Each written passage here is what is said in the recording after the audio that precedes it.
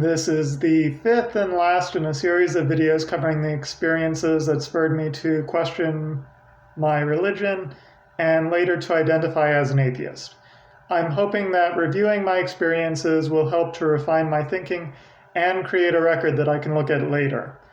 I also want to create this video for family and friends who find out that I identify as an atheist.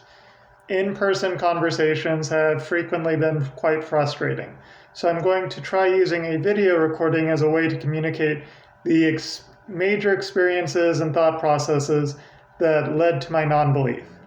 If I've linked you to this series, I hope that this will provide some context for why I identify as an atheist. Okay, let's jump into it. To start, atheism is only one facet of my identity. I also find personal meaning in learning about the cosmos and being curious, in being part of my family, and in trying to communicate and improve myself and my society. However, I consistently find that my self-identification as an atheist is the facet of my identity that disconcerts the most people. I can't even blame most people for their reactions, given how atheism is presented in the news media, on TV, and by pastors and ministers in certain congregations. Atheism, to put it bluntly, has a bad reputation. After I discarded my belief and faith, I chose for a time to identify as an agnostic. And in some respects, I still identify as an agnostic, because I can't disprove the existence of a general sort of deity or higher power. I do think that specific incarnations or conceptions of gods can be disproven, either as logically contradictory or as physical impossibilities. The tri-omni-God, omnibenevolent, omnipotent, and omniscient, is internally inconsistent. The three different categories of omni are impossible to have in one being, basically. On a physical level, Ganesh in Hinduism, if he's considered a physical incarnation, is impossible based upon our observed reality because a human body simply could not support an elephant head. However, any specific traits of any specific god can be redefined to avoid conflicting with reality. Most religions, for instance, moved deities and gods outside of the observed reality to a supernatural or metaphysical realm. Yahweh, for instance, isn't a physical old man in the clouds next to pearly or golden gates. Yahweh is instead conceived usually as beyond space and time. He is identified as immanent and yet immaterial throughout reality. Even logical inconsistencies can be avoided for most deities if a person's idea of a god is flexible. For most Christians I've met, though, are unwilling to give up the doctrine of a tri-omni God. Outside of Christian tradition, though, lots of gods aren't omnipotent or omniscient or omnibenevolent. Some conceptions of divinity, like pantheism or animism, don't even require a god with intent or consciousness. Simply put, many ideas of a higher power or a god or divinity in general are so vague and amorphous that disproving any and all conceptions of gods or divinity is like trying to nail Jello to a wall. I don't believe in the existence of a god is likely, but I have no method to disprove all types of gods in all types of religions or in all the cosmos.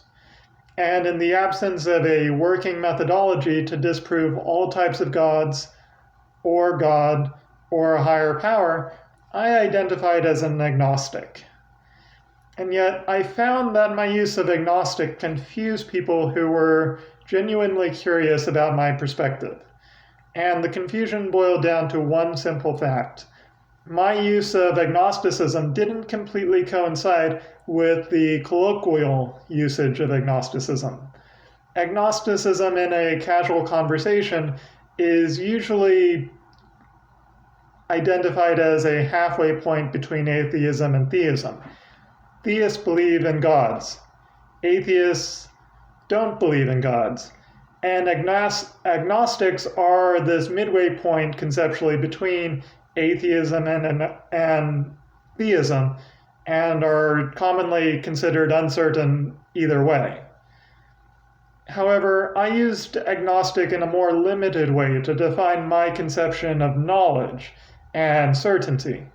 And while I didn't think it possible to disprove all forms of a God, I also didn't think that all possibilities were equally likely. I wasn't an on-the-fence agnostic who wasn't sure about the existence of God or a higher power or the divine. I thought, and I still think, that it's way, way more likely that the cosmos and my experiences within it are based upon completely natural phenomena. And maybe someday I'll find new evidence with sufficient indicia of reliability to change my mind. But I'm not going to wait around for that. Identifying as an agnostic simply because I conceded a limited possibility of the existence of a God of some sort led to a lot of confusion. Because of how agnosticism is used in most conversations, people misinterpreted my statement as a sort of wishy-washy uncertainty about the existence of a God.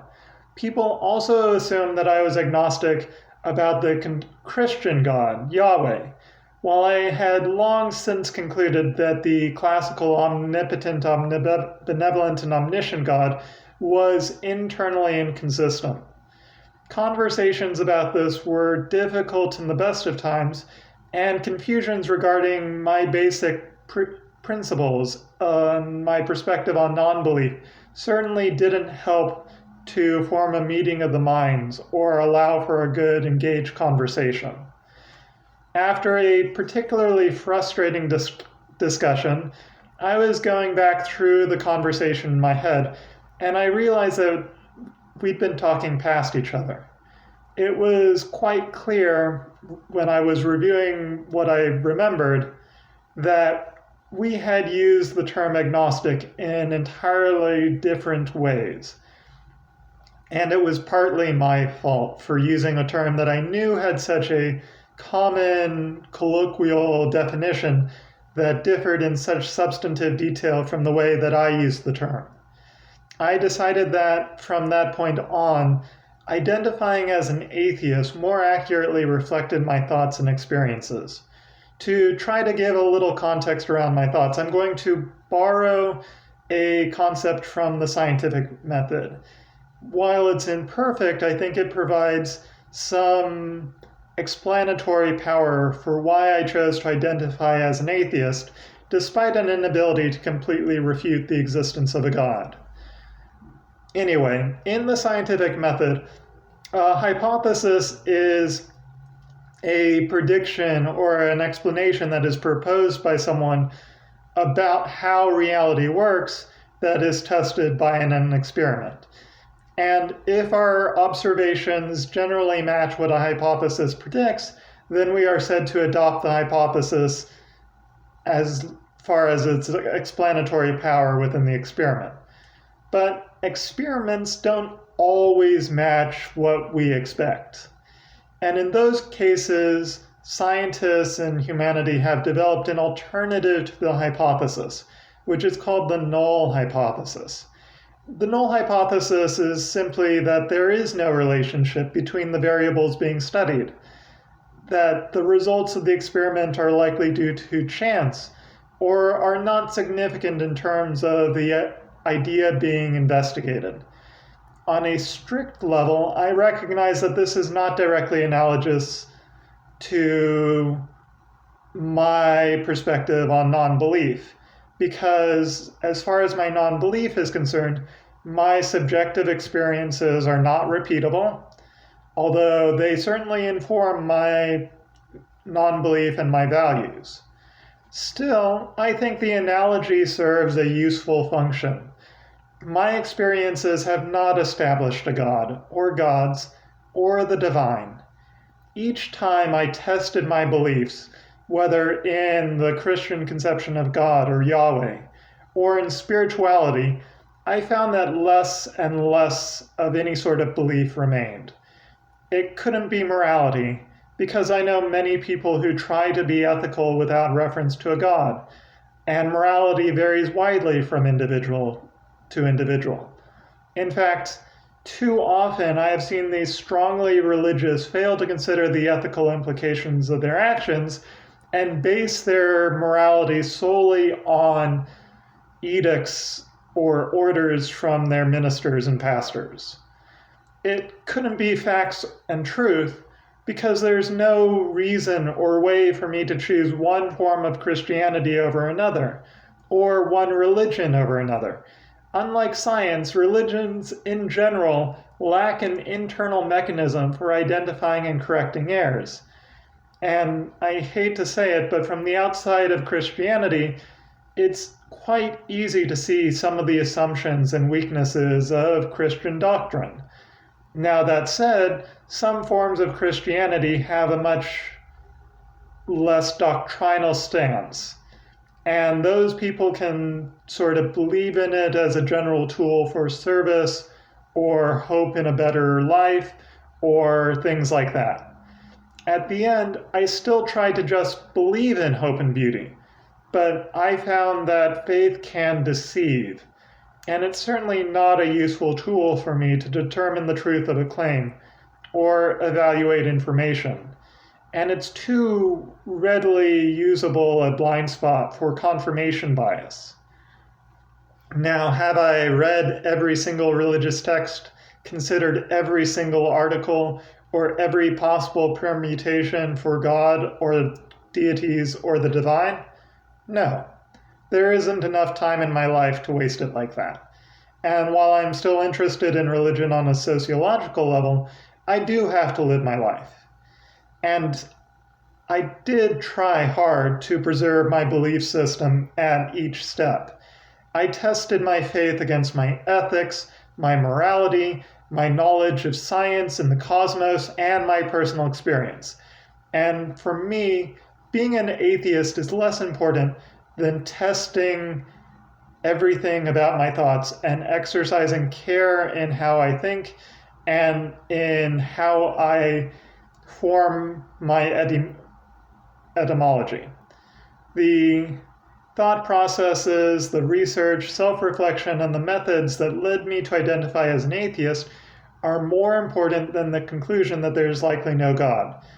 And as long as someone follows similar sorts of critical thought processes, I don't care if you come to a different conclusion. Feel free to take my thoughts with a grain of salt, too, since many of my conclusions are informed by my subjective experiences and values.